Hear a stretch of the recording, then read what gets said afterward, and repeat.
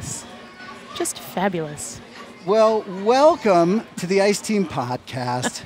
I'm your host, Jason Durham, and I am here today at a very special event. I've got Karin Olsen here from Scheels, and we are at Ice Fest right now. We are. Welcome. Welcome. In the flesh. In the flesh. And we finally had an opportunity to kind of sit down and chat because this has been a very busy day. It has, yeah. We've kind of hit a lull right now, which is awesome, which is what you guys can see behind us if you're watching. But it's been a fast and furious morning. We had over 200 people waiting in line for free buckets this morning.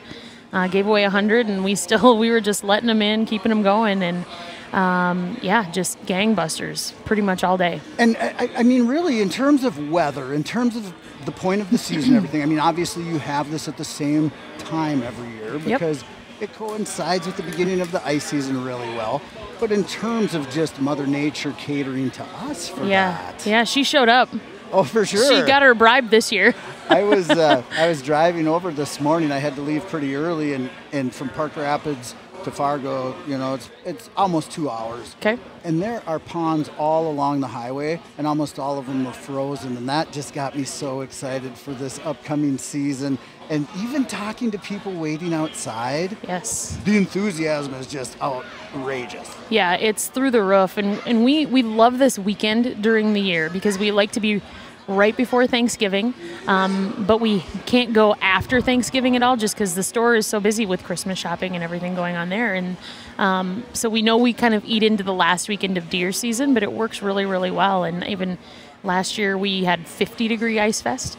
We've had 4-degree Ice Fest. Those are expensive years to heat a tent. Yeah. Not the smartest idea we've ever had at Scheels, but I think one of the most fun ideas is how do we put a tent successfully in the parking lot, keep it comfortable enough for our people to work in and for customers to shop in, and then just roll out the red carpet for all of the deals. But we've had 50 degrees last year. We've had 4 degrees as a high.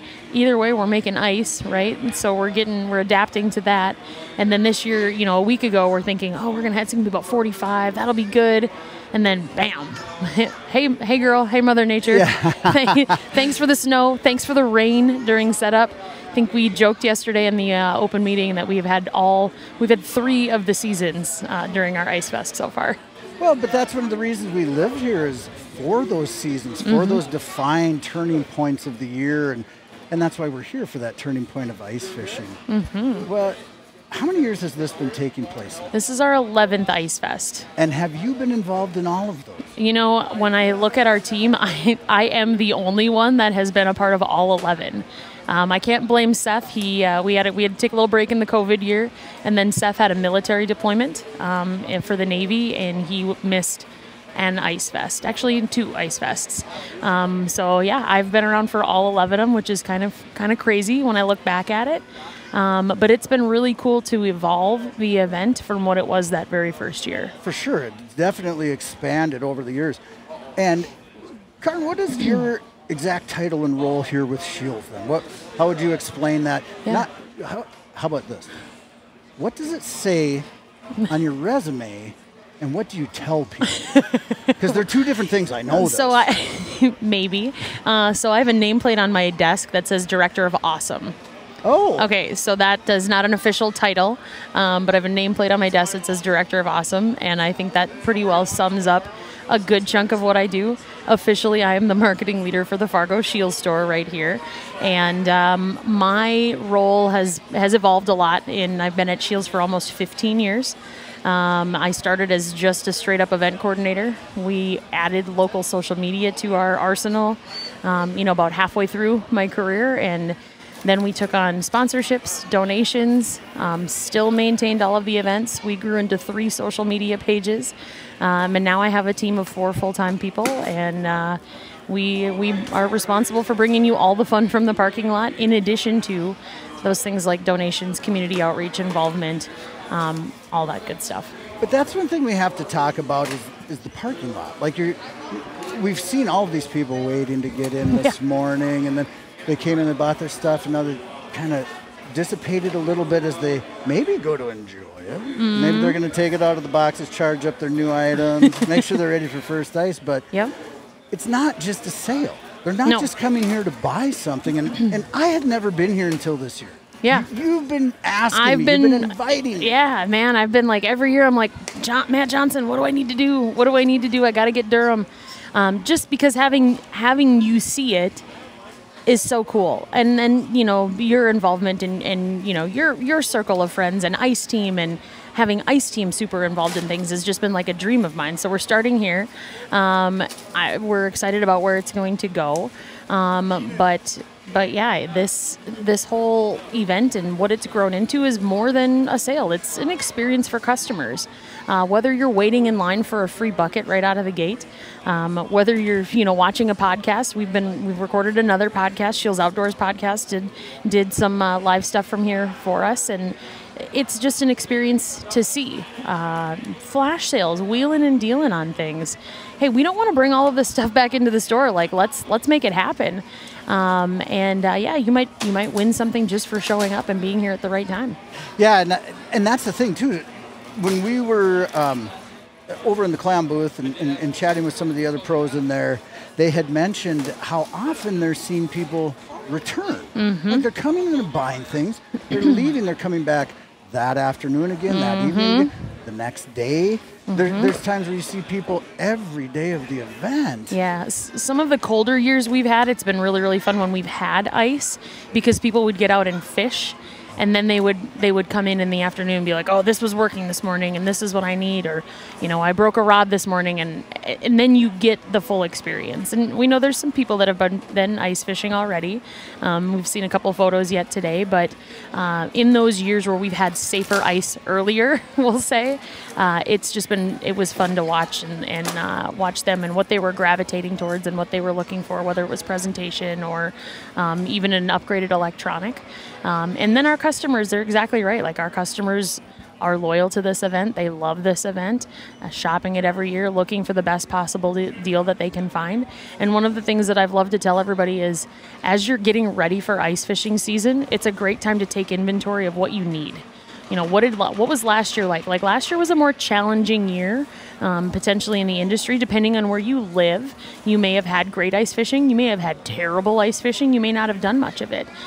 So you may have forgotten what you have in your bag of tricks, if you will.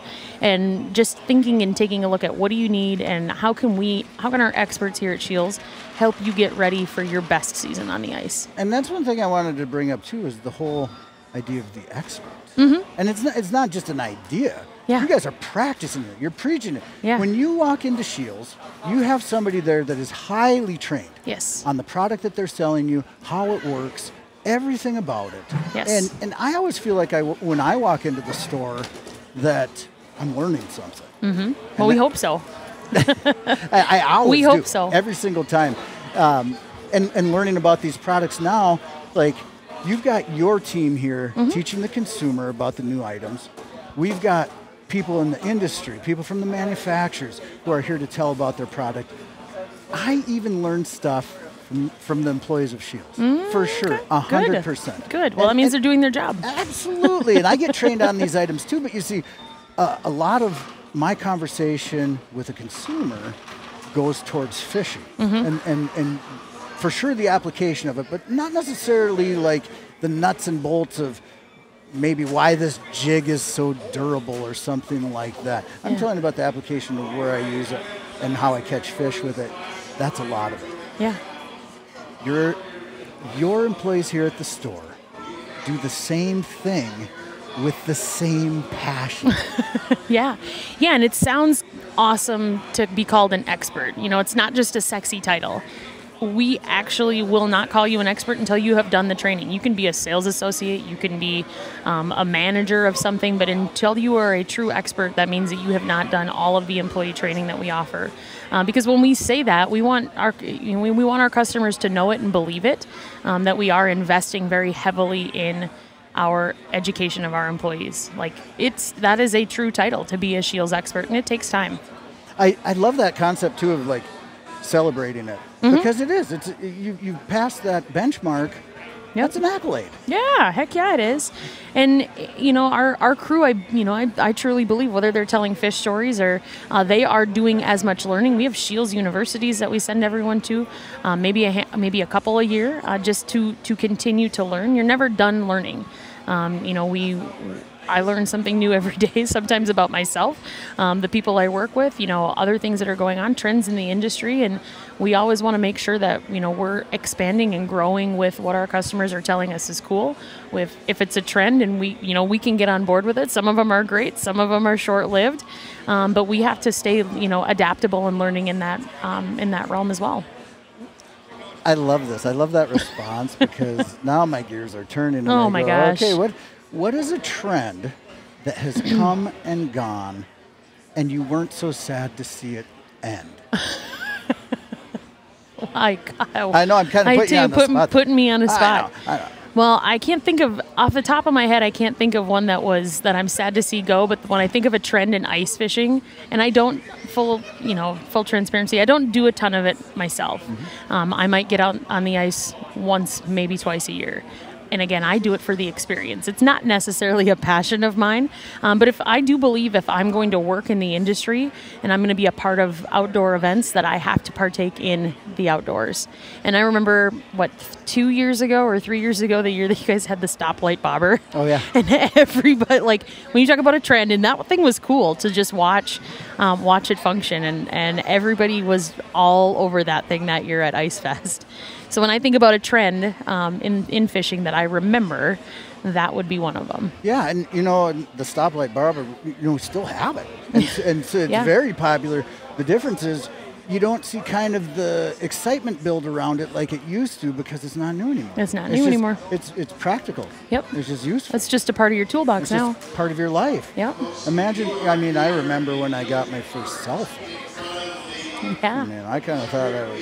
Did you have one in a bag in your car? Yeah. Yeah. Well, not just I could carry it anywhere I want. Oh, you did. So it wasn't like a little tote bag that you set on your console and plugged into your cigarette lighter. Well, you had a portable one, like Zach was, Morris. It was. Yeah. It was a portable bag. It had a giant battery in there. Yeah. Yep. My sister actually worked for Verizon, and so I had a cell phone at that time, very young. So 18 years old. Okay. I got a cell phone right away. And nobody else had that. And it was incredibly expensive. Mm-hmm. But now those cell phones are day-to-day use. Stoplight bobbers are day-to-day use. The other thing, of course, because I've seen so many of them go out the door. Oh, boy. Electronics. Yes. Yeah, that has, and I think back about, when we started Ice Fest and what we were selling in, not this tent, but a version of this tent 11 years ago. Panoptics did not exist. And so it was old school. You're reading your graph, you're looking, trying to determine, what do I think this is? Is this an actual fish? Is it a boot? Is it someone's keys? And now you have a little bit more of a concept for what that might be before you pull it up.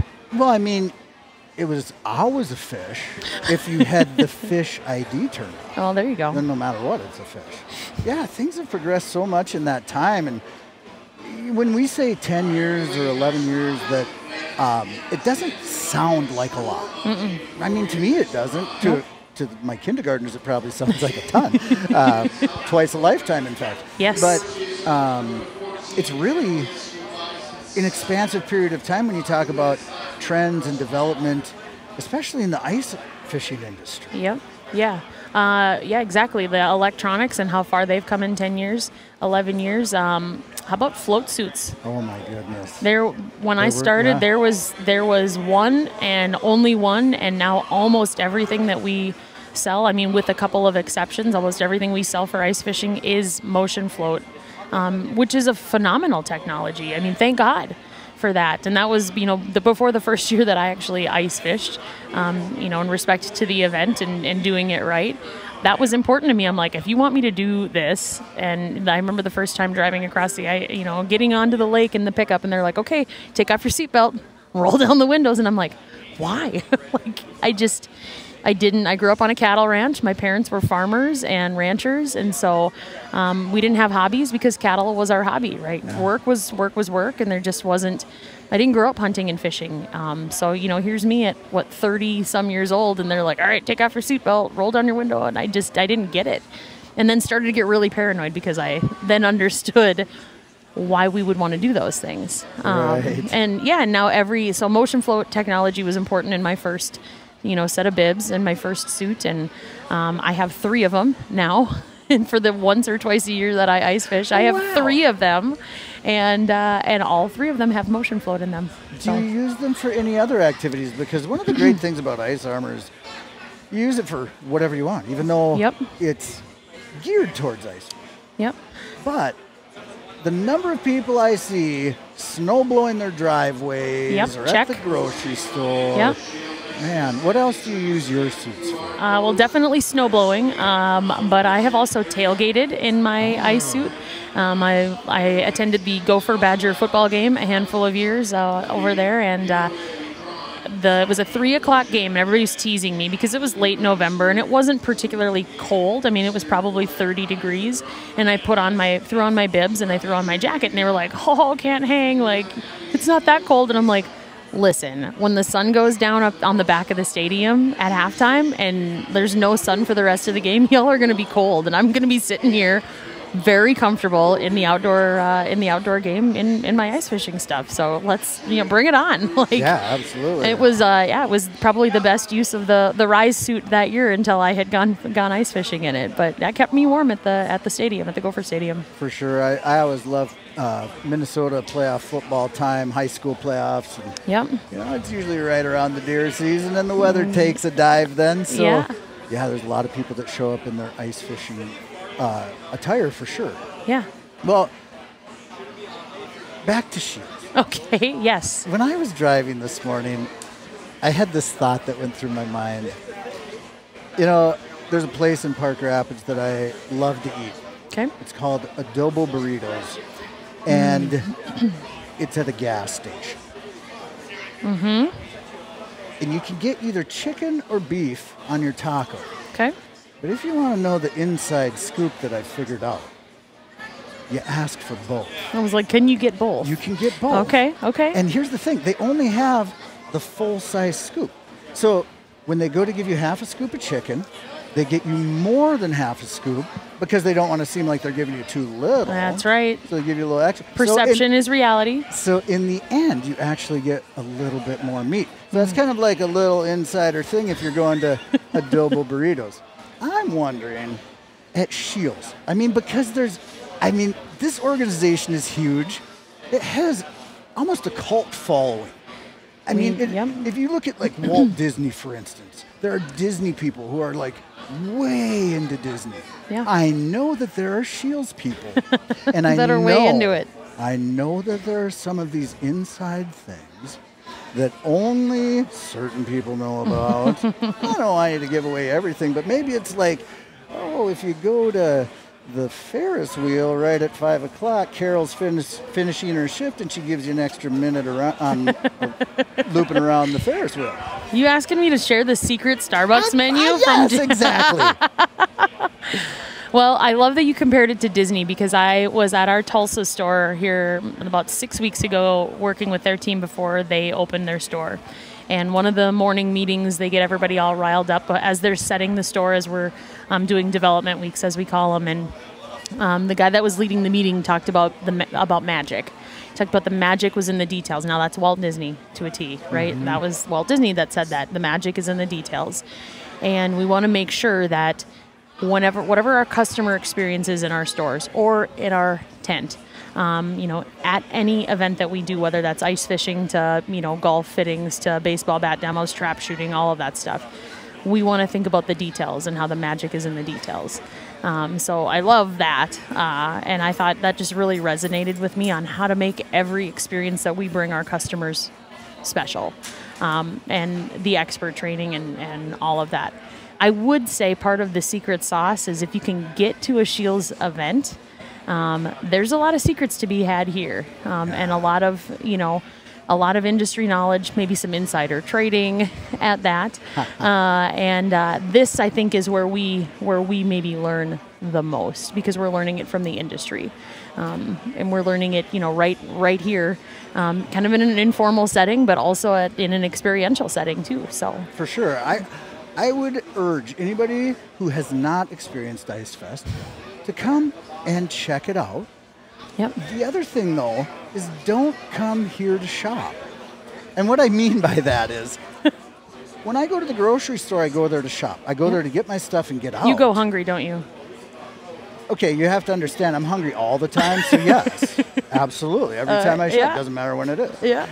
But what I'm saying is that people come here and they spend time. Yep. Plan to spend some time. Yep. There are so many people here that have great insight onto whether it's a product, whether it's a technique of fishing. There's so many fishing guides here on the floor right now. There are professional anglers who love to fish. There are people that just simply like fishing, and you can learn from all of those when you come to Ice Fest. Yeah. What do you think? What do you think the number one item in terms of a category from this event? Would it be apparel? Would it be electronics? Would it be accessories for the ice house? What kind of category do you see moving out most?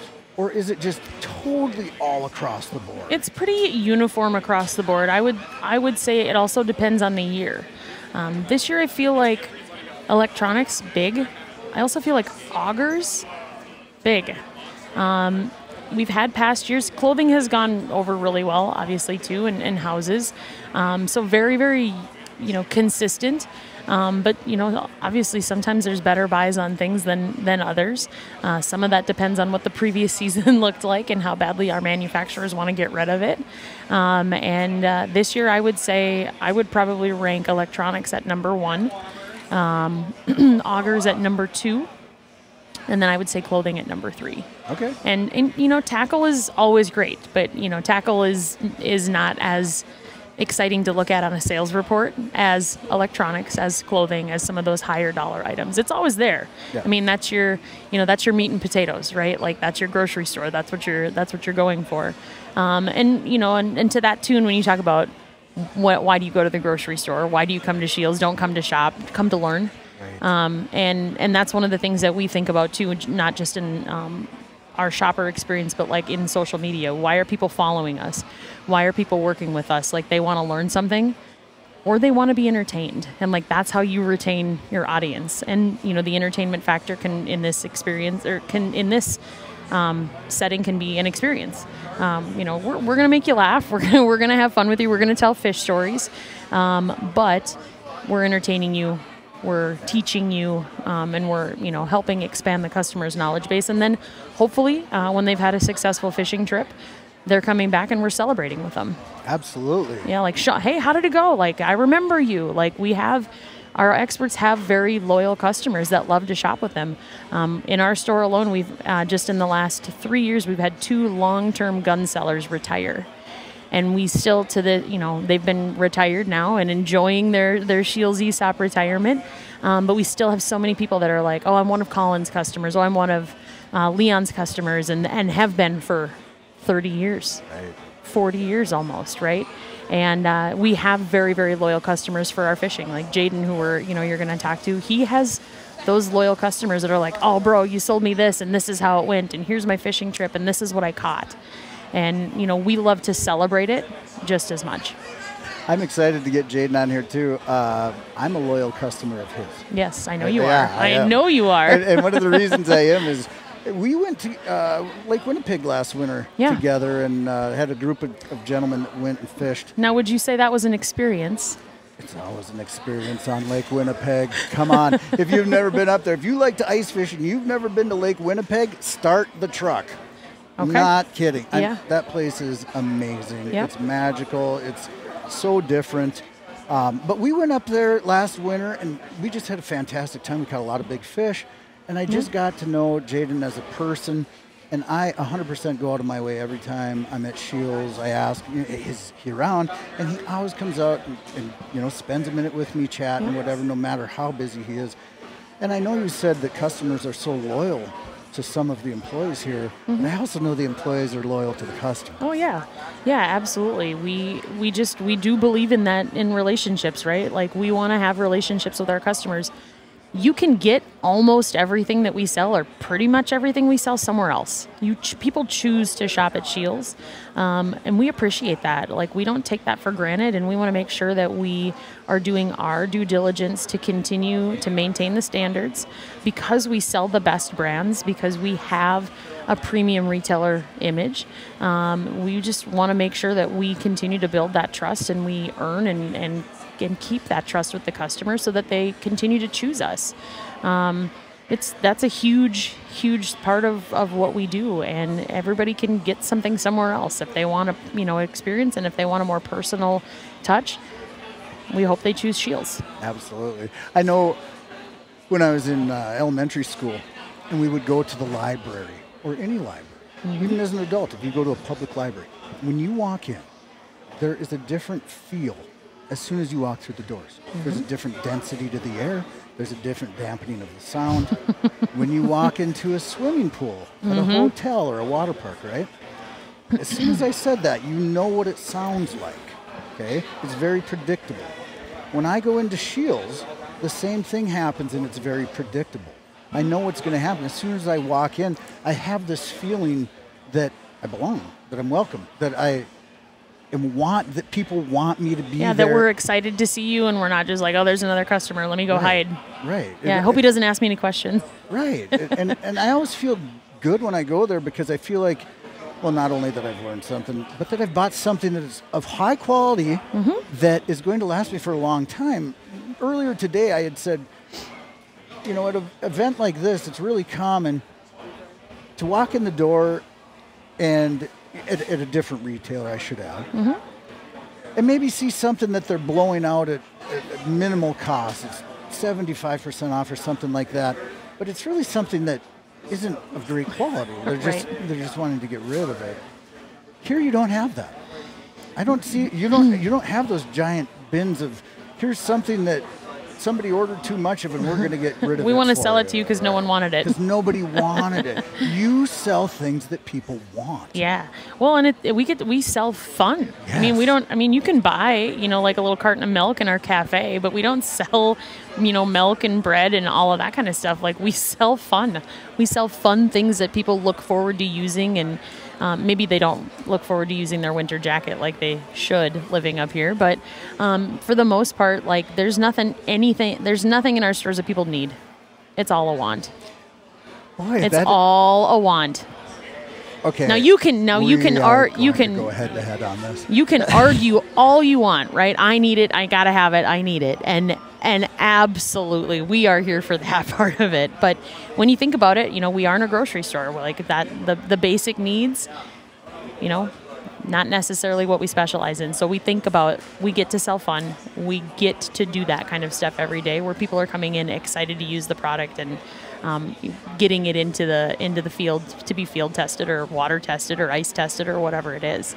So that is a different kind of customer interaction as well. For sure. I've always thought of it like when I work at boat shows and I sell boats.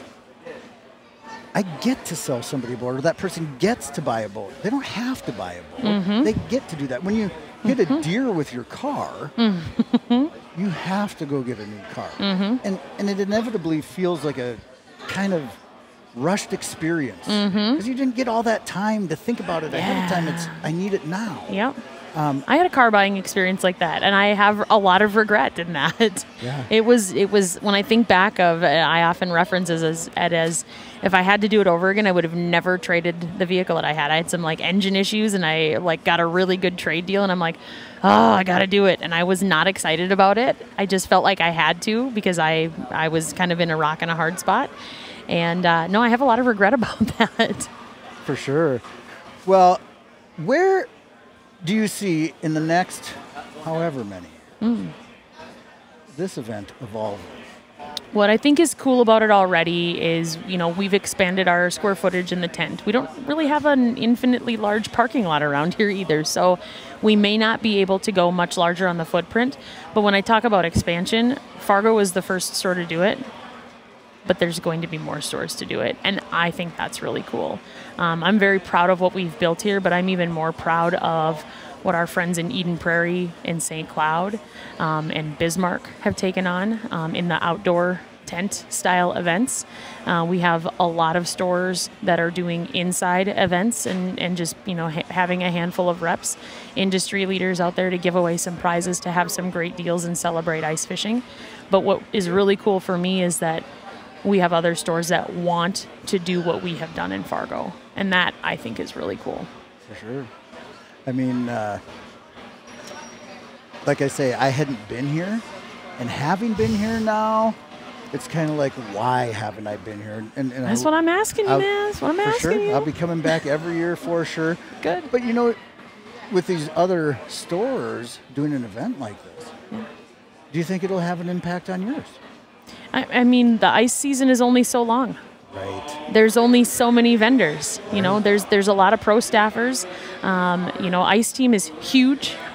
It's a huge following and a lot of members. But you have to have a sweet spot on your date. You have to have kind of a lock on whether or not your event is awesome, so that people want to keep coming back to it, both customers and vendors and partners. And I think we're going to be okay. I think we're going to be okay on it. But, it helped that we were first to kind of establish the date that we know and love. And every year I've had this conversation with my store leader, and we kind of chuckle about it. And he's like, well, we got to go earlier. I'm like, okay, if we go earlier, we're right on deer hunting. Right. Well, we can't go later. We can't go later because of Thanksgiving, Black Friday, and then the Christmas shopping season. This year we have one less week of Christmas shopping because Thanksgiving is so late. So it kind of creates this perfect storm of when the right time to have Ice Fest is. And our short answer is the right time for Fargo Shields to have Ice Fest is the weekend before Thanksgiving. It's been that way for 11 years. God willing, it'll be that way for another 11 or however long we are in this parking lot together. Well, I know that people are planning on it for sure and putting it on their calendars for next year. If you haven't been to Ice Fest, either in Fargo or at another Shield store as they're expanding, please take an opportunity to do it, because you're going to love it. You're absolutely going to love it. It is a party for ice fishing. Yeah. And I love what it does and what it feels like for our associates, because getting to work with the vendors and our partners is almost like a family reunion. Yeah. We bring everybody in, and maybe it's been a year or 6 months before, when the last time we saw our friends are, our partners. Right. And so the energy is high for that reason. And that is played off to the customers, and they love all of that. But for us, it's seeing people that we haven't seen in a good while that feel like uncles or cousins or brothers, sisters, what have you. And that's the details, right? That's the secret sauce. That's the magic. The magic is in the details. And I think that's how it plays off, and that's why the customers love it so much. Absolutely. Well, do you want to add anything? Because I see Jaden standing here. Yeah, let's make sure he doesn't go too far away. I've kind of been watching and seen him walking around, and so I'm like, well, we probably should keep him within eyesight at least. Is there anything else you want to add before you hand off your headphones to Jaden? I want to give my sincerest appreciation to Ice Team and to Clam for being a partner from day one. I joke about this was not our smartest idea to put a tent in the parking lot in November and, pay to heat it. And some years that diesel fuel is very expensive. But we were crazy one year and the Clam partners said, yeah, we're in. Like, let's do it, and let's do it, and let's do it big. And for us, we don't specialize in the sports show atmosphere. We do brick and mortar really, really well because it's an experience. You can come into Shields and ride a Ferris wheel, and you can bowl, and you can get fudge and have pizza and, do all of those things that are very difficult to recreate in a sports show setting. That's excellent. We know there's awesome sports shows. Don't get me wrong. That is just not what we specialize in. So when we do things like this, we're bringing it across our parking lot and kind of having harebrained ideas once in a while. And we couldn't keep doing this without vendor and partner support. So thank you for being here, finally. Yeah. And and thank you to Clam for being here since year one, and ICE team for being along for the ride and putting up with my ideas. Well, thank you for being on the podcast with me, Karen. I appreciate it so much. Yes. And I look forward to seeing you here next year. Thank you. I don't need that in writing because I have that on video, right? You have the. I'll see you next year, 2025. Be good. There he is. All right, Jaden. Come on over. Come on over. You're in. All right. Now make sure to get your hair just right for the camera. How's it going, brother? I am so glad to see you. Thanks for being on here with me. Oh, it's a pleasure, my man. What a great day. What a great couple days for you. You've been here Friday, Saturday, and I'm guessing you'll be here tomorrow too? Oh, yeah, I got to finish it out. Yep, 3 out of 3. 3 out of 3. What have you seen as the pulse of the event so far in terms of like consumers talking with you, getting excited about ice fishing for this year? What's something that you've heard as a buzz? Everyone is so excited for this year. Every year, there's always the buzz, right? The general excitement. It's been so magnified this year just because of the ice season we had last year. And really, I think when you talk about last year's ice season, right, everyone sings the doom and gloom, like, oh, we had no ice, it was terrible. Yeah, it kind of depends where you're at, I'm maybe more of a glass half full kind of guy. Me personally, last year I thought was awesome. I mean, I could, like, if you're talking like mid-January through the end of March, like if you draw a line like that ran east and west from like Fargo, that's where I live, where I'm based out of, right? Like, I know you're familiar with like Highway 10 that runs, east and west in Minnesota. If you stayed north of there, we had ice. Right. We did. Now, if you get south there, you talk to cities, St. Cloud area or some South Dakota, like, I felt so bad for all those people. They did not have ice. But up here, we had ice. Like, I was driving my truck around Devil's Lake from end of January through March. Up at Winnipeg, I know you and I went up there together. Yeah. Truck travel was easy. I never got stuck once. I don't have a big souped-up truck. I actually think we have the same truck, like a Dodge 1500, right? Like, we're just fine. We can go anywhere we want. So I think it depends where you're at. It got a little, maybe, what's the right word? Like, I don't think overhyped's the right word when he talks about how bad the ice season was last year. But like, if you had ice, the fishing was phenomenal. You could go anywhere you wanted, as long maybe you couldn't always take a direct route there, right? But you could get anywhere you wanted with trucks. You didn't need tracks. Walking was easy, and the fish were biting just because there was less pressure too. But you take kind of the down year it was for the majority of the masses last year, and now you come into this year, everyone's so excited. Especially we've had such a gorgeous fall, and like these are the best kind of falls for ice up too, when you have this gradual decline. Like everyone always wants, like 50, 60 degree all September, October, November, then they want it to go boom right to 0 degrees.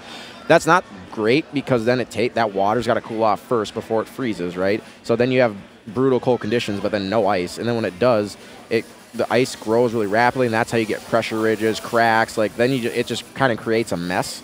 Then the other side of that is if you get a lot of snow early, then you get the slush, right? When you have a nice gradual kind of drier fall like we've had, the water cools off just nice and gradually. Like for 2 weeks it was low 60s, then 2 weeks it was mid 50s, then low 50s, then high 40s, then now low 40s. Now this last, we got some buddies out in the local area around like the Detroit Lakes area. They're saying water was like 38 to 39. So that usually when you start seeing that, it's like sign, okay, should probably put the boat away. You get a couple cold nights below 0, low winds, they're going to cap over. And now at this point, I think it's November 23rd, Saturday, a lot of lakes, smaller lakes are starting to cap over, and the back bays of bigger lakes are capping over.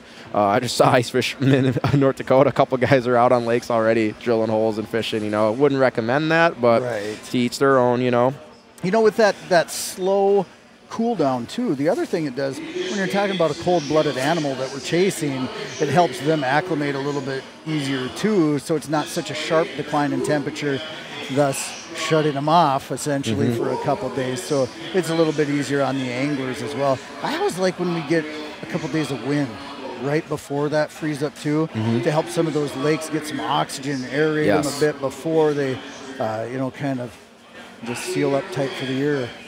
what are you looking forward to the most for this year? I mean, you're kind of I mean, you're not 100% walleye, but you're close. Yeah, open water, I'm almost 100% walleye, but when it comes to ice, then I'd label myself as a wannabe pan fisherman when it ices up. Majority of my ice seasons are spent chasing, trophy gills, trophy crappies. I took kind of a hiatus last year and focused more on walleye, which then with the icing kind of worked out perfectly. Devil's Lake was phenomenal. Went to Winnipeg several times, and it was phenomenal fishing.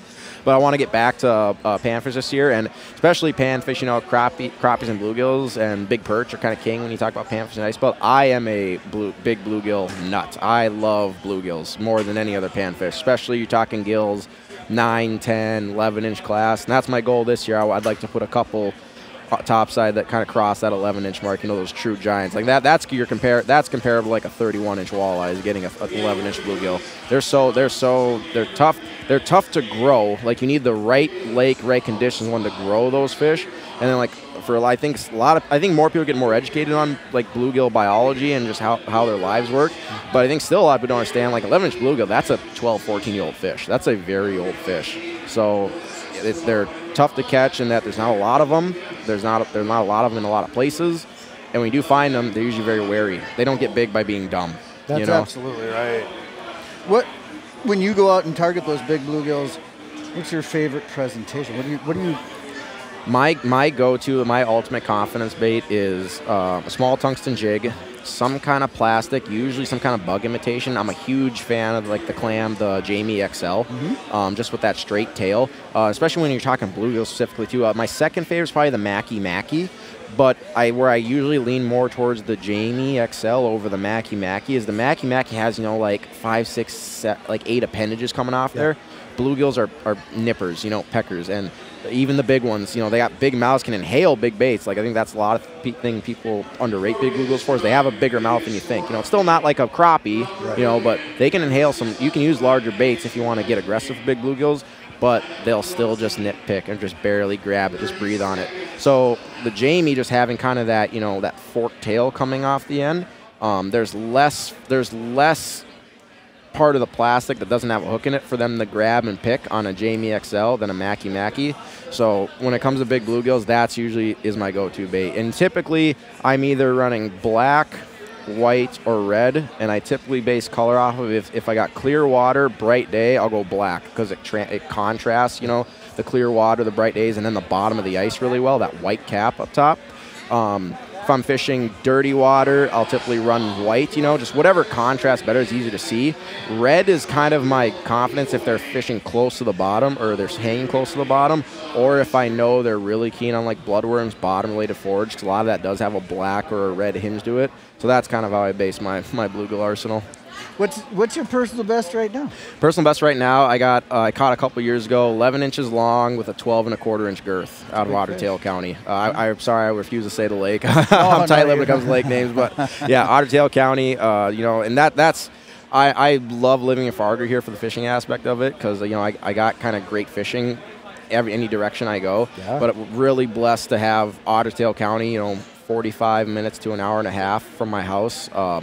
100 lakes that can grow true trophy bluegills. And I mean, I'm talking consistent fish over 9 inches. That doesn't happen in a lot of places. Right, exactly.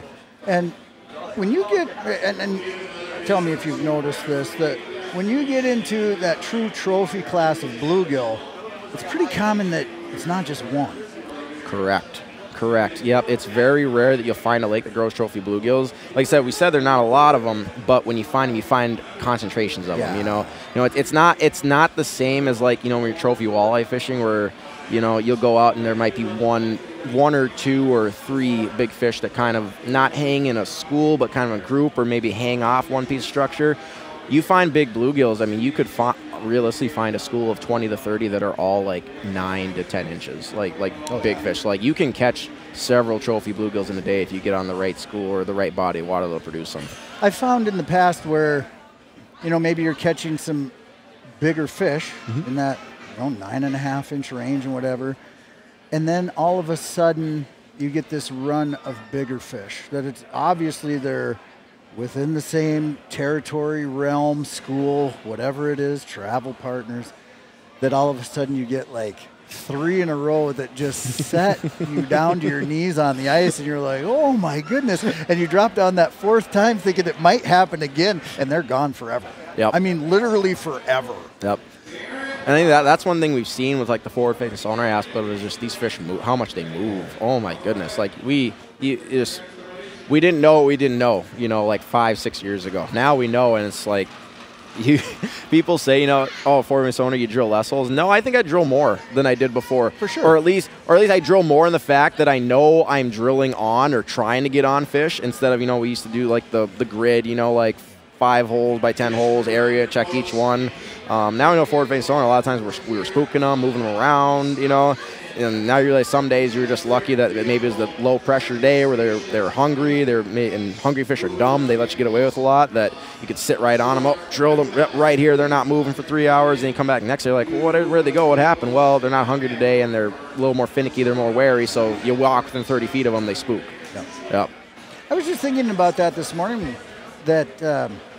How different the fish attitudes can be on the ice, and especially from that whole perspective of sound, and just how much you're moving those fish. But then you couple that with just their overall attitude of feeding and active behavior.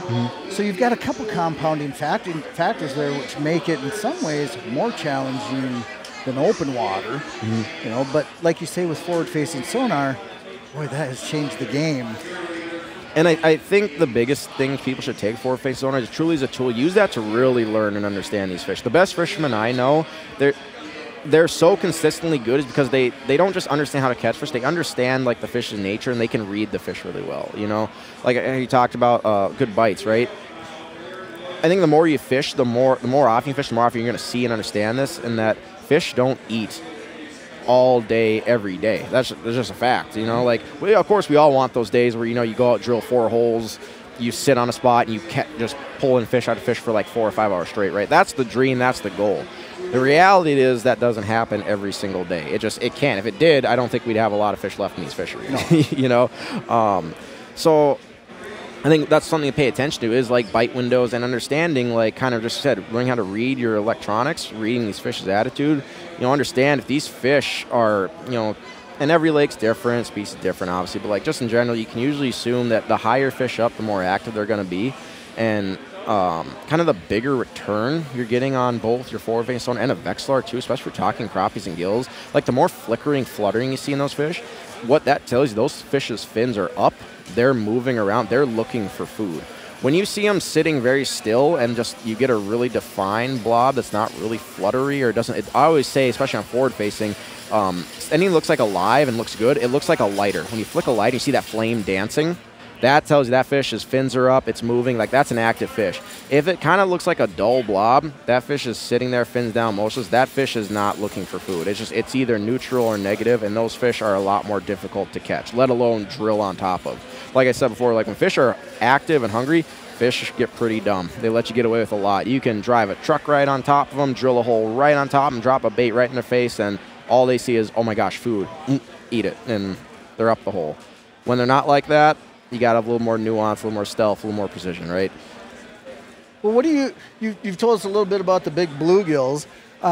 What about the walleyes? What are you excited about for walleyes this year? So I said I pretend to be a panfish guy when the lake's ice over, but I usually get walleyes out of my system early. I love hitting early ice walleyes because I heard it at a young age from an Olden fisherman video. I think it was Ice Tech when the Linsel had it, Yeah. And I remember it was when it was a segment they did where we went to Big Stone, they're ice fishing, and they talked about fall walleyes.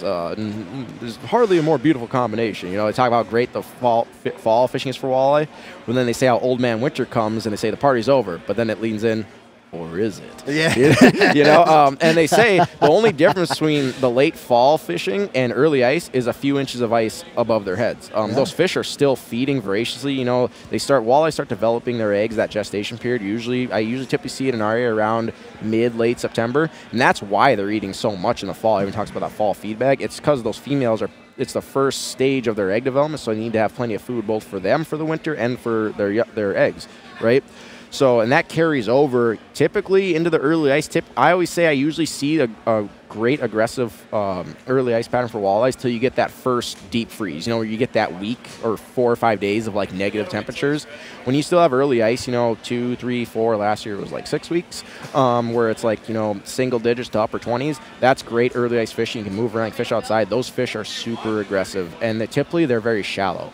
So I look forward to, again, living in Fargo, I have a lot of options at my disposal. I love running up to Devil's Lake up northwest or the slough country out west. There's always a shallow water pattern happening on those bodies of water in that area. And typically it's dirtier water, so the fish, like I said, let you get away with a lot more as far as sound and sight. And you can use big, aggressive, loud baits. And when they come in to hit, a lot of times you don't mark them. It's just a vapor trail. And I mean, you'll get anything from, if you like to fill your freezer, 14 to 20-inch fish, but a lot of trophy potential too, especially if you have lakes that have great shiner, perch, or tulipy populations, because in the late fall, a lot of shiners and perch. Shiners specifically look for current, which is typically in shallower neck-down areas. Perch like the stage on the last of the dying weeds for cover that hang around the shallows in the fall, and tulipes spawn in the fall. They actually spawn typically right as the lake's about to ice up. So those are 3 main key forages for walleyes pretty much across the walleye belt wherever they swim. If you have that in your area and your lake ice is over, I promise you there's a shallow ice walleye bite going on. I promise you there is. For sure. Yep, and it's so much fun. It's so much fun catching walleyes out of like 3 to 7 feet of water. It's so much fun.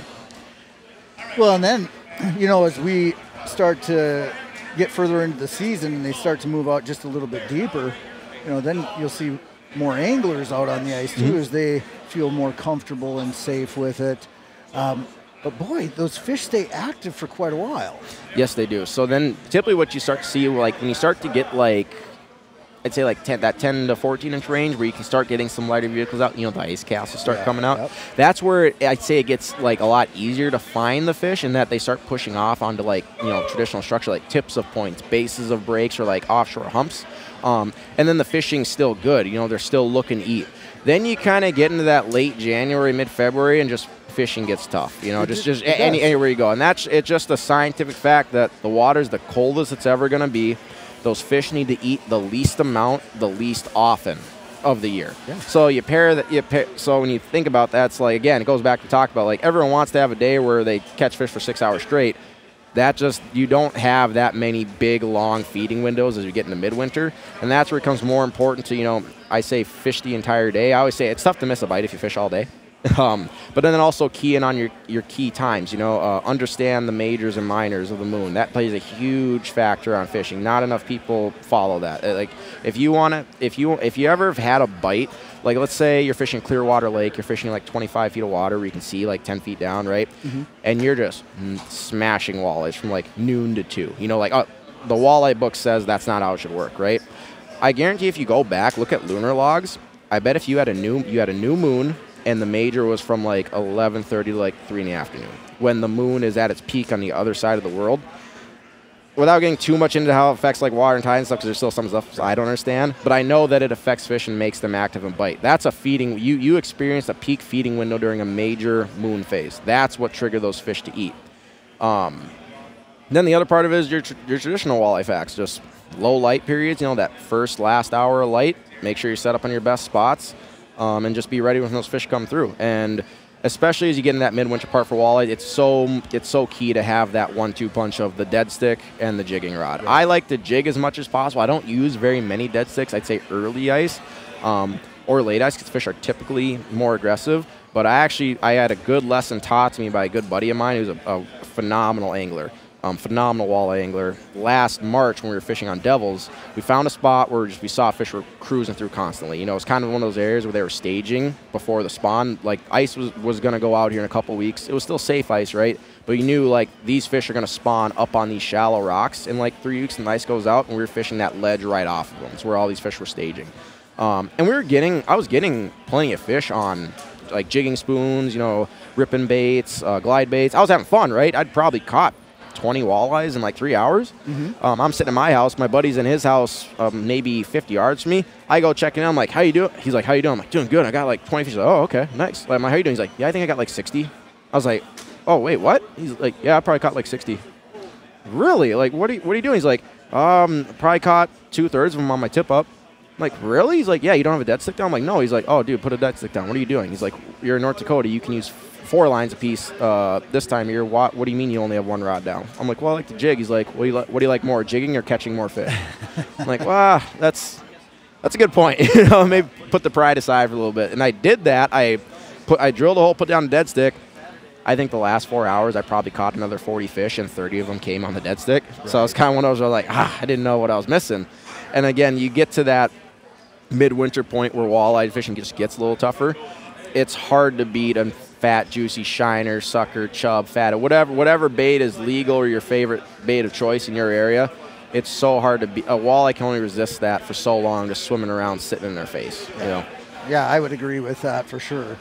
So I've noticed in the last couple of years, you have really stepped up your presence in the fishing industry, and you've gained a ton of respect. I mean, you definitely know what you're doing. Thank you, sir. I appreciate that. People look up to you and look forward to learning from you. But there's one challenge that I think a lot of people face, especially people with families, and that is when they get to actually go fishing. So you're talking about the moon phase and how important and impactful that is on fish behavior. But how do you organize your schedule around that when you have other things like work and, for other people, family and obligations with that too? So how do you make it work with the moon phase, and how do you make it work with your calendar and your timing so that any angler can get out there and experience that hot bite window?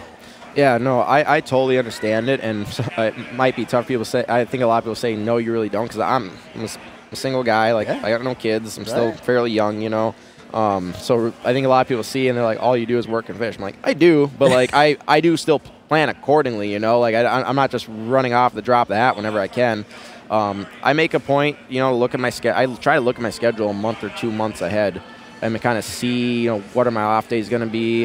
How does that line up with the moon? If I can switch maybe some work days around to line up. I like always having the full moon, the day of or the day before the full moon each month off, so I can get out. I think what's important for people is just to understand when your major and minors are. There's a lot of great apps out there so you can follow the moon phase to understand both your major and minor. Do you have a favorite one? Yes. Here, if I can remember which one it's called here. I got it on my phone. Yeah, absolutely. We'd love to hear about assistive technology for anglers.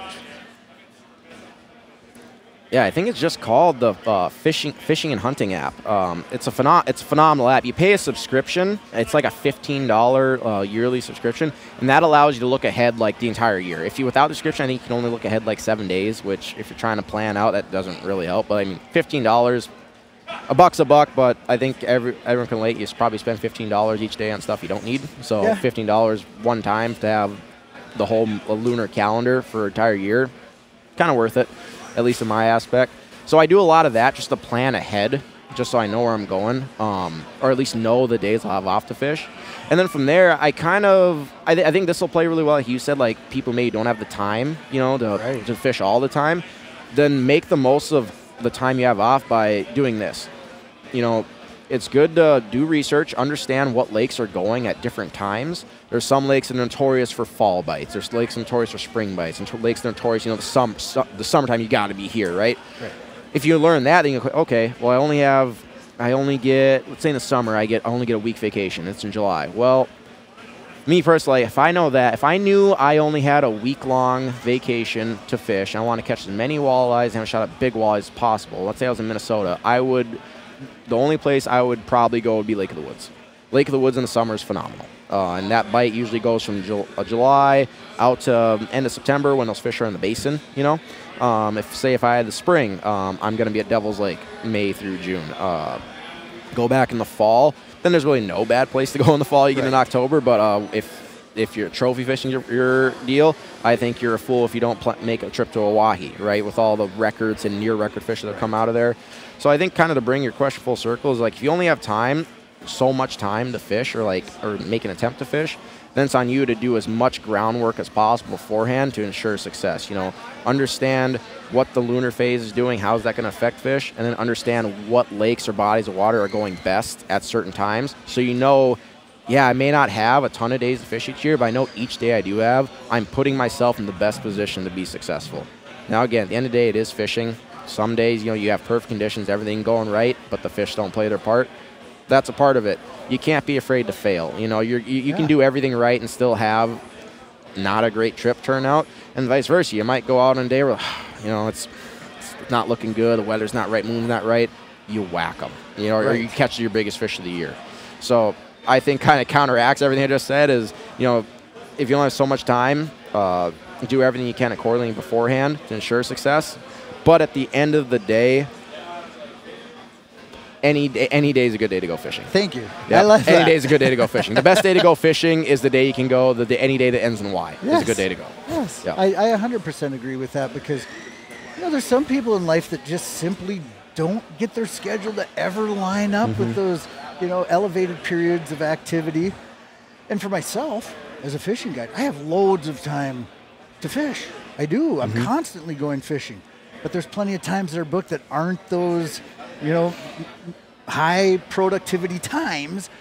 And we're still going to go and we're still going to catch fish and we're still going to have a good time. And I have had before where you try to line everything up with the moon phases and it still doesn't work. And the fish still don't bite because maybe you didn't land in the right spot or maybe you just didn't find the fish. I mean, that is a big part of it. Yeah, the fish don't read the playbook. They don't read the script usually. Never.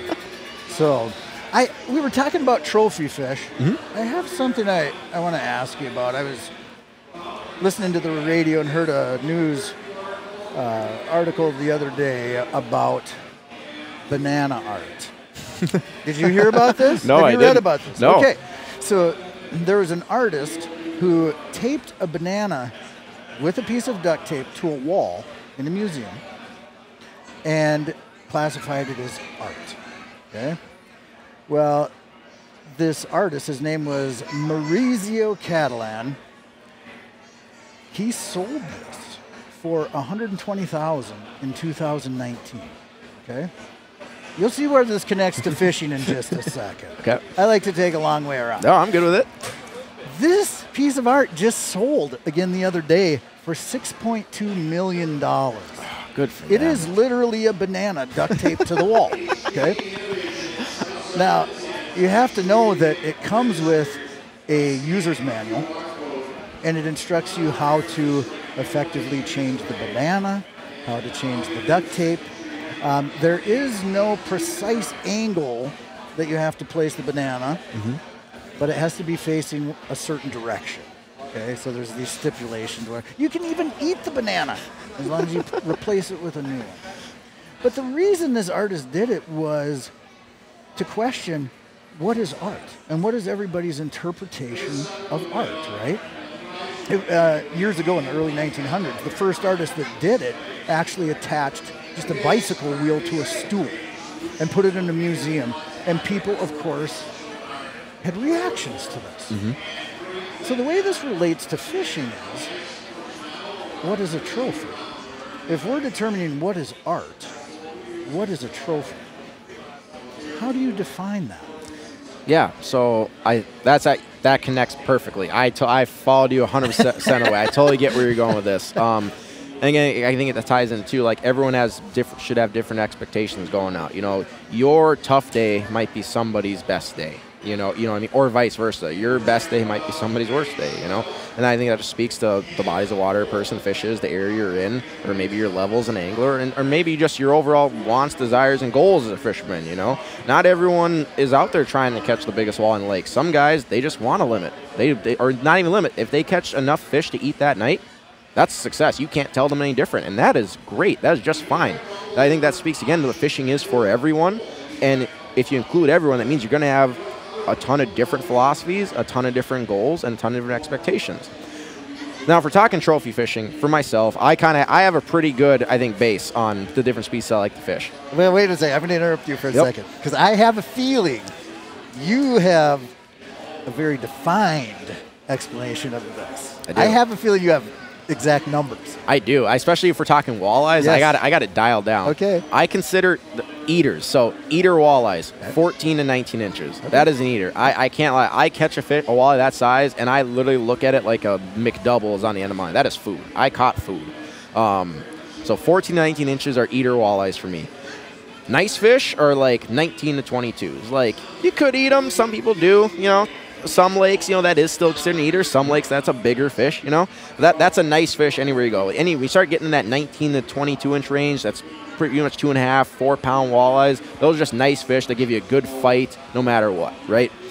Then you get into what I call like the big fish or picture fish, right? Like fish you'll gladly hold up for a picture, you know, grip and grin. Typically, you're going to let them go. You know, again, you got some exceptions to that, you know, like Great Lakes and stuff. Great Lake guys are that's just different. Those are little oceans, completely different.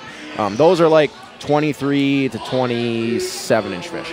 All right, I'll even say 23 to 28-inch fish. Those are what I call big walleyes, anywhere you go. And that's typically what guys are looking for when you talk about like a tournament aspect of it. Those are typically, if you're talking weight tournaments, 4+ pounders usually going to get it done for you, get you a good finish or a nice check. Most bodies of water you go to if you're talking walleye fishing. And again, they look good for a picture, right?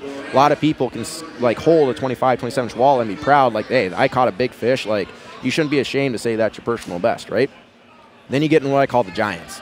So like 28 to like 31, that's the giants. Or you can say 29 to 31. Those are the giants. Those are typically where you're talking like they're anywhere from 9 to 12 pounds. You know, just big fish. That's a giant anywhere you go. That's a wall hanger anywhere you go. Yep.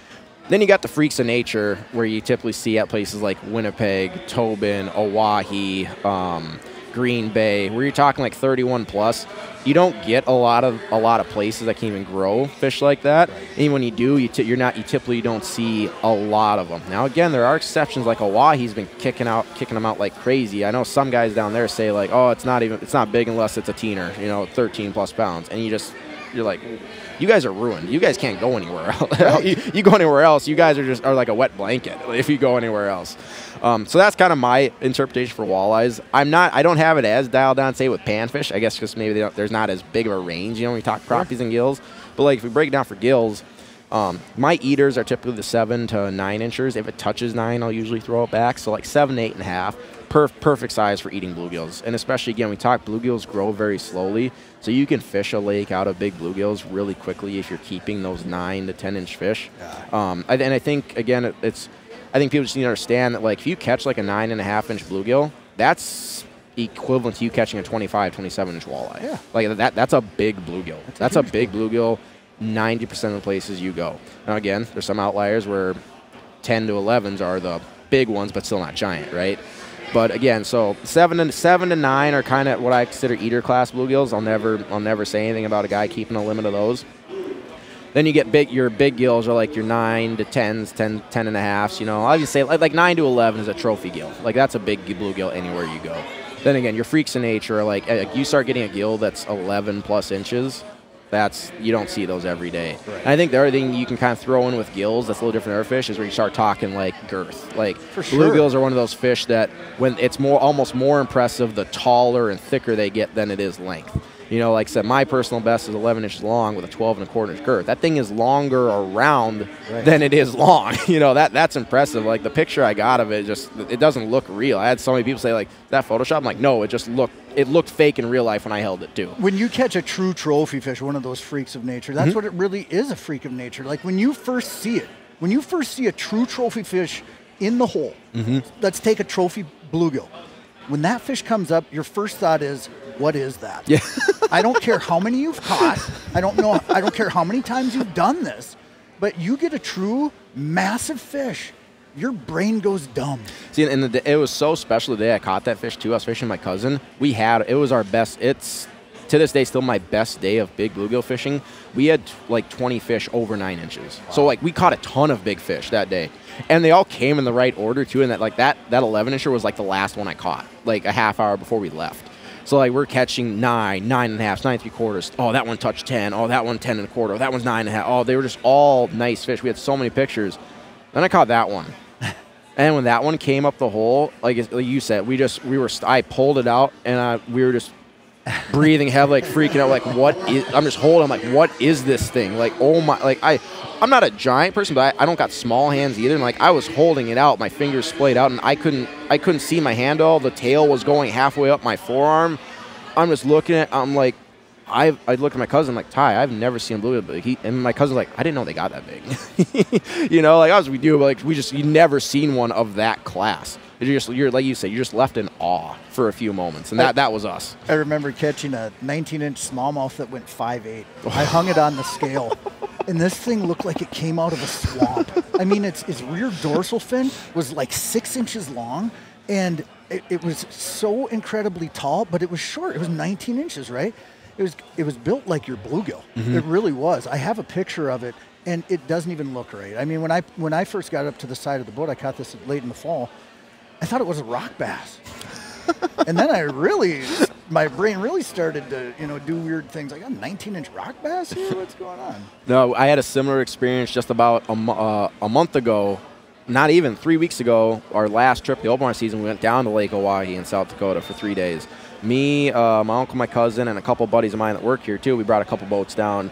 And 2 of my buddies still haven't broken the 30-inch mark, and I told them, like, if you're gonna do it, this is where you're gonna do it. This right.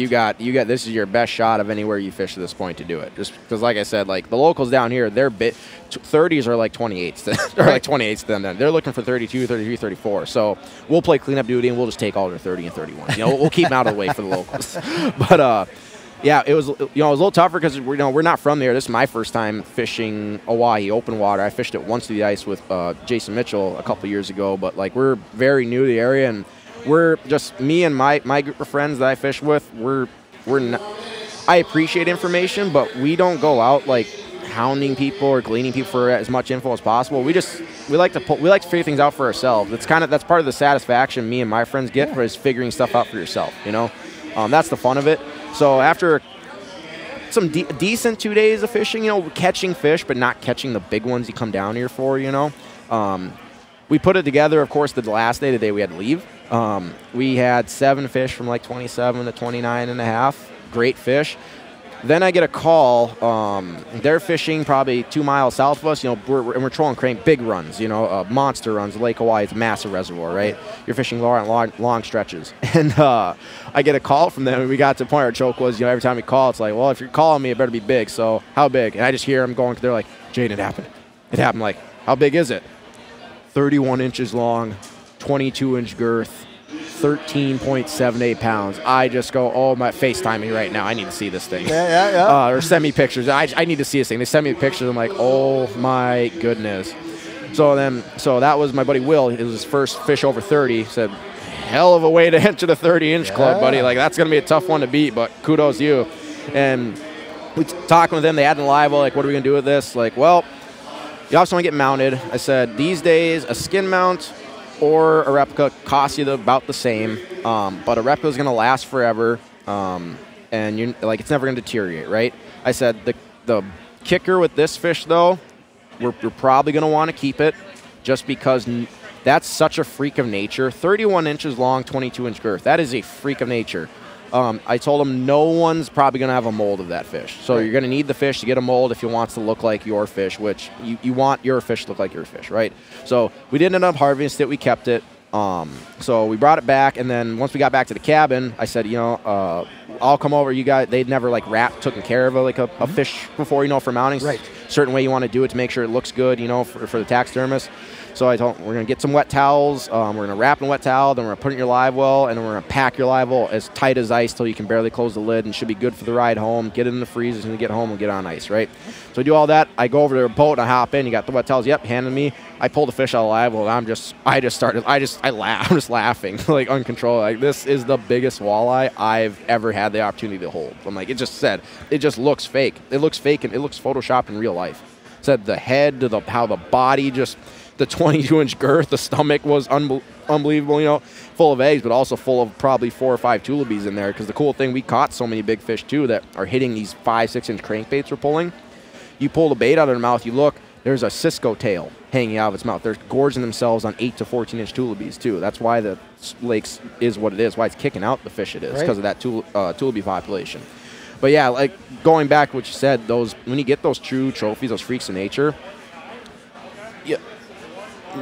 I hope don't ever let anyone, if you catch a big fish or around a big fish and you're freaking out excited, never let anyone dull your excitement or rain down your parade. Yeah. If they do, then either they need to take a break from fishing because they're that good where they're desensitized to catching that many big fish, or they've forgotten one of the reasons we do this, which is to just enjoy the resource, enjoy these fish. Because, I mean, there's probably a few people out there that do catch, dozen 30-inch walleyes a year or more, giant panfish all the time. Not everyone has that opportunity. So when you're around those caliber fish, like I said, those are special fish, and you just got to soak that all in, enjoy it, and truly appreciate it for what it is, because those fish don't come around every day. Not to mention it depends on the area, too. Oh, 100%. Like 100%. Like, for instance, if you go up to Lake of the Woods and you catch a 31-inch walleye, that's different than catching a 31-inch walleye in Detroit Lakes. Oh, night and day. Exactly. Night and day. But when you were talking about trophies and what classifies a trophy, and you said, it's all up, beauty's in the eye of the beholder. But what if there were some standards out there? What would fishing be like if somebody interviewed? We had a new organization that came out, the whatever agency of ice fishing we're going to call it, and they say, nope, these are the guidelines for fish. You can't keep it unless, let's say, for walleyes, it's over 14 inches, has to be over, can't just touch it. And they're going to go with those same guidelines for you that you described to us. But when somebody else catches one of those fish, you have to put it in that category. So when somebody catches a 13.5-inch fish, walleye, and it's their first one ever, it's the biggest walleye they've ever caught, that you need to turn to them and say, that's a little one. Would you do it? Would you embrace that? Would you be able to toe the line and hold everybody accountable for the fish that they caught? And this has to include then determining on social media which ones are in that classification and calling them out on it. So here's the deal. You got a buddy that gets a, let's say 19, we're going to say 19 on the button, 19-inch walleye. And they go, I got a big one. What do you tell them? I'm going to tell them, absolutely you did. Let's try and get a bigger one. Let's just keep trying. If we did this, we can do better. Like, why not? Why can't we do better? You didn't think you could do this? We did it, so why can't we do better? I love that. And you told us, you said, I'm more of a glass half full type of guy. I'm always optimistic, right? And when you were going through all of those different sizes and you went up to 30 inches and you go, well, that's a trophy up to 30 inches. And I go, wait a second. Does he not have optimism that he's going to catch something over 30? I mean, this isn't the Jaden that I know. And then you go, oh, then we have the true freaks of nature. Okay, now you're okay. But you mentioned social media. If we went by social media standards, no one would be able to keep anything or be proud of anything. Like, social media, good and bad. You can't listen to the keyboard warriors out there, because that's what disappoints me so much is when you'll see someone post a picture, like someone, like they say, hey, I'm new to walleye fishing, just caught my biggest, just caught a toad, and they hold up like, say like a 26-inch walleye, like 7-pounder, big fish, great fish, and you'll see there's always that guy. There's always that guy that's like, that ain't big where I'm from. It ain't 30. It's like, dude, shut up. No, shut up. Good for you. Good for you, brother. Good for you. Good for you. But you know what? Great for that guy too. Yeah. Why can't it be good for everyone? Again, that's how you talk about. Everyone's area is different. Every person's different. It's all beauty's in the eye of the beholder. Let everyone enjoy what they enjoy. Absolutely. I agree with you 100%. And the whole idea of a trophy, whatever. And a lot of my trophies have nothing to do with size. And I think anglers need to get in the habit of that it's not just about size. You can call a fish a trophy for other reasons. Absolutely. A few years ago, there was a family that wanted me to take a family member out who was terminally ill. They had cancer. And they told me, if she catches a walleye, no matter what size it is, we're going to mount it. They said, even if it's just 12 inches long, we're going to mount this fish. I actually didn't end up doing the trip. My best friend, Jeremy, did it, and she caught her first walleye. It just happened to be 28 inches, which is awesome. But if that woman had caught a 12-inch walleye and mounted it and passed away, which she did the day after Christmas, that if she had mounted that 12-inch fish, do you think her family, her kids, her friends, do you think they'd look at that fish as a trophy? 100%. 100%. Yep. There's more meaning behind it than the length of the fish. Absolutely. Yep. Or the weight. Or the weight, correct. Well, Jaden, we've spent some time on here.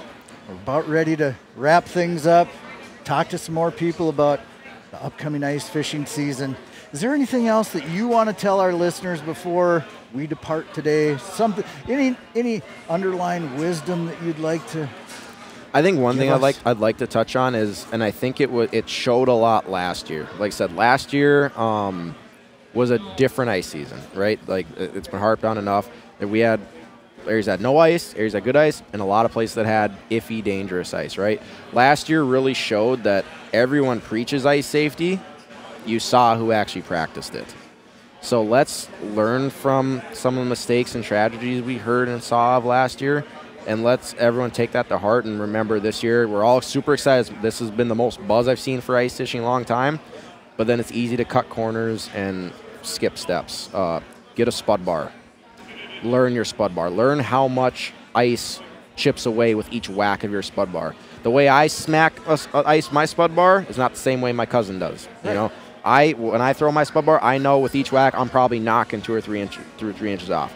My cousin's not as old as me, as strong as me, so I told him, like, hey, like two whacks, I'm safe. I feel good about walking out. Learn your spud bar. Learn how much ice it takes. Learn how many whacks it takes for you to have safe ice. Everyone's different. Have a spud bar. Have cleats. Yep. Cleats, I think, are the most overlooked safety tool. Agree. You slip on ice, you're like hitting concrete. Yeah. And when you slip, it's not I'll catch me. No, it's like a cartoon Tom and Jerry. You slip on a banana peel fall. You are going down, and you're going down hard. And I promise you, a lot of things in your body are gonna give out before that ice does. Especially when you're carrying an auger on your shoulder. Oh, 100%. Because these accidents are going to happen. Early ice, late ice. And you're carrying all your gear a lot of the time. So it hurts. It hurts. So yeah. Spud bar, cleats, float suit, prepare for the worst, expect the best. Yep. No one wants to go in, but if you do, you want to make damn sure you're going to get out. And then with that, safety. Ice picks too. So I think those are the 4 horsemen of ice safety: spud bar, cleats, float suit, ice picks. Make sure you have all 4 of those. Don't even think about getting on the ice if you're missing one of the 4. Please. And I would highly urge, take a partner. Yes. And leave a plan. Yep. Let people know what time you're going to be back. And I know you say, well, I don't know what time I'm going to be back because what if the fish are biting, and what if this and what if that? Yep. What if you don't show up when you're supposed to? Correct. How am I supposed to know to start looking? If we could, ensure your safety because of timing, it's worth it. Leave a plan. Yep, and that's a big thing. That too is like, I said I'm tight-lipped about where I fish, but there's 2 people I always let know where I go fishing. I let my mom know, and I let my roommate Caden know. Neither one of them fish, so I know they're not gonna tell people where I'm fishing. Give away my honey holes, but they know if they don't hear from me by the end of the night, or if they don't see me come home, they know at least where I was, and worst case scenario, where to start looking for me. So take all those safety precautions, guys. No one wants that stuff to happen, but again, prepare for the worst. Always expect the best. Absolutely. Well, Jaden, thank you so much. This is Jaden Thomas from Shields, and we're at Shields Ice Fest today. I also want to thank Karin Olsen for being on the program, and thank you for tuning in to hear the Ice Team podcast. I'm wishing you a successful ice fishing season, and hopefully a safe one too, where you can get back to the shoreline and brag about your catch. Hope to see you out on the ice. Be safe, be smart, and be a hero. Take somebody fishing.